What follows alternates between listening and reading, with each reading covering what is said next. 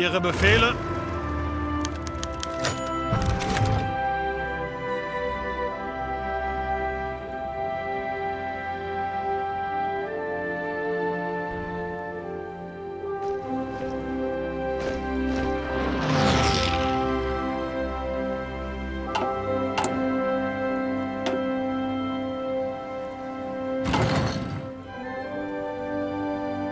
Achtung!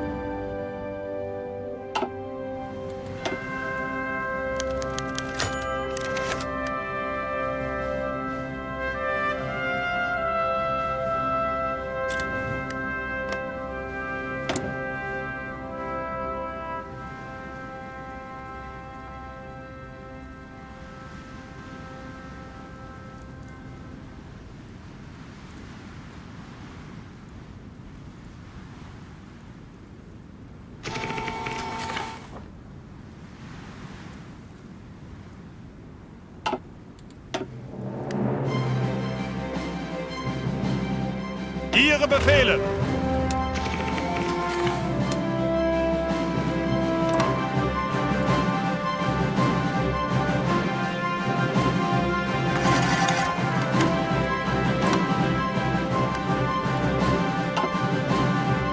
Befehle!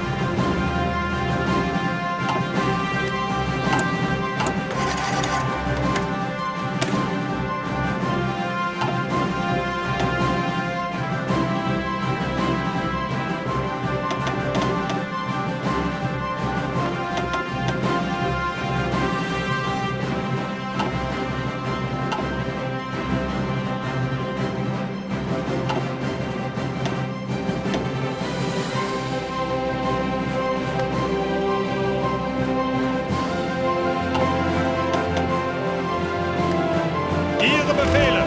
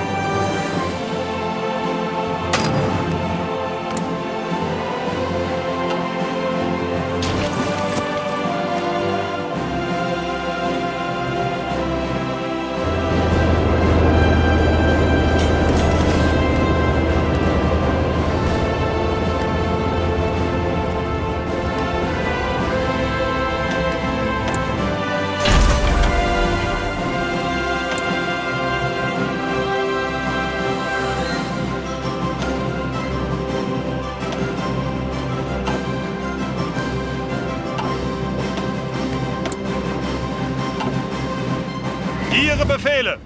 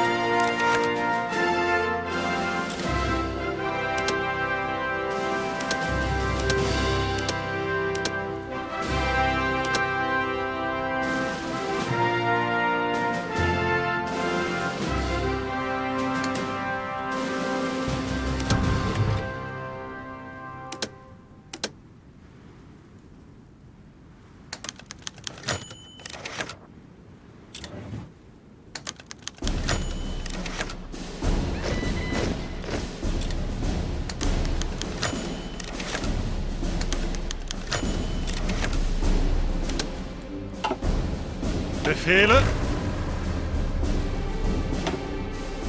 Bereit zum Ausrücken. Befehle. Ihre Befehle.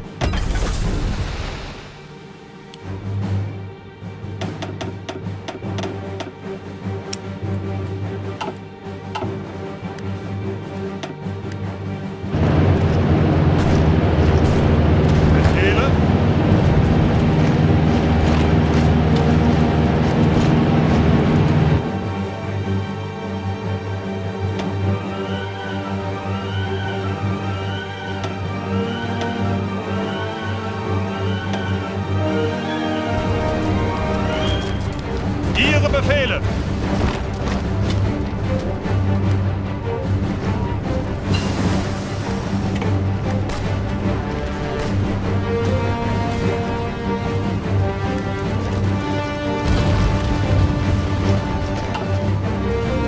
Ausrücken! Angetreten!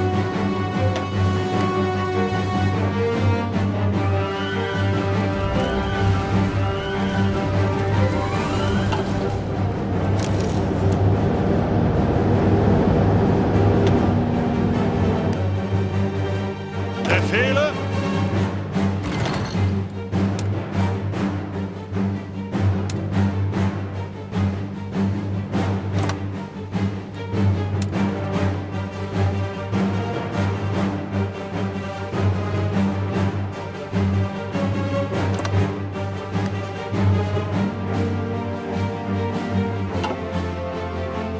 Angetreten!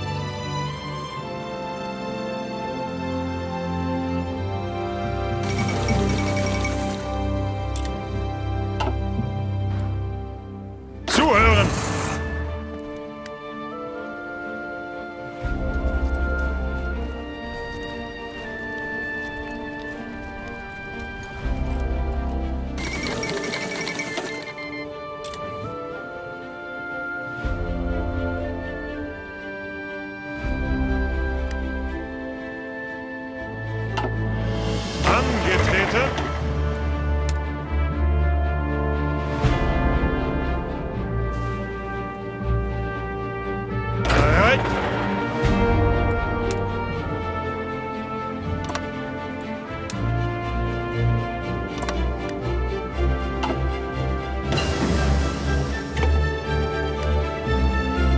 Zuhören.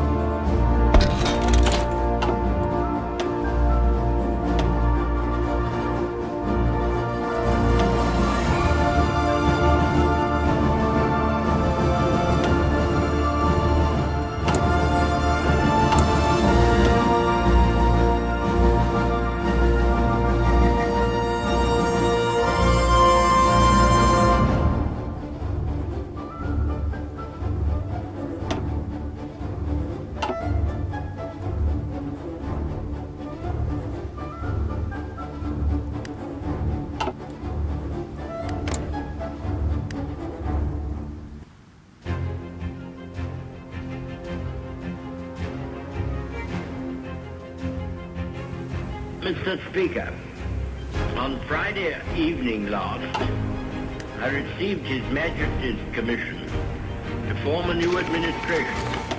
It was the evident wish and will of Parliament and the nation that this should be conceived on the broadest possible basis, and that it should include all parties, both those who supported the late government and also the parties of the opposition. I have completed the most important part of this task. A war cabinet has been formed of 5 members, representing, with the Liberal opposition, the unity of the nation. The 3 party leaders have agreed to serve either in the war cabinet or in high executive office. The 3 fighting services have been filled. It was necessary that this should be done in one single day, on account of the extreme urgency and rigor of events. A number of other key positions were filled yesterday, and I am submitting a further list to His Majesty tonight. I hope to complete the appointment of the principal ministers during tomorrow. The appointment of the other ministers usually takes a little longer, but I trust that when Parliament meets again, this part of my task will be completed, and that the administration will be complete in all respects. Sir, I considered it in the public interest to suggest that the House should be summoned to meet today. Mr. Speaker agreed and took the necessary steps in accordance with the powers conferred upon him by the resolution of the House. At the end of the proceedings today, the adjournment of the House will be proposed until Tuesday, the 21st of May, with, of course, provision for earlier meeting if need be. The business to be considered during that week will be notified to members at the earliest opportunity. I now invite the House, by the resolution which stands in my name, to record its approval of the steps taken and to declare its confidence in the new government. Sir, to form an administration of this scale and complexity is a serious undertaking in itself. But it must be remembered that we are in the preliminary stage of one of the greatest battles in history, that we are in action at many points in Norway and in Holland, that we have to be prepared in the Mediterranean, that the air battle is continuous, and that many preparations have to be made here at home. In this crisis, I hope I may be pardoned if I do not address the House at any length today. I hope that any of my friends and colleagues or former colleagues who are affected by the political reconstruction will make all allowances for any lack of ceremony with which it has been necessary to act. I would say to the House, as I said to those who have joined the government, I have nothing to offer but blood, toil, tears, and sweat. We have before us an ordeal of the most grievous kind. We have before us many, many long months of struggle and of suffering. You ask what is our policy? I will say it is to wage war by sea, land, and air, with all our might, with all the strength that God can give us. To wage war against a monstrous tyranny never surpassed in the dark and lamentable catalogue of human crime. That is our policy. You ask, what is our aim? I can answer in one word: victory. Victory at all costs. Victory in spite of all terror. Victory however long and hard the road may be. But without victory there is no survival. Let that be realized. No survival for the British Empire. No survival for all that the British Empire stood for. No survival for the urge and impulse of the ages that mankind will move forward towards its goal. But I take up my task with buoyancy and hope. I feel sure that our cause will not be suffered to fail among men. This time I feel entitled to claim the aid of all. I say. Come, then, let us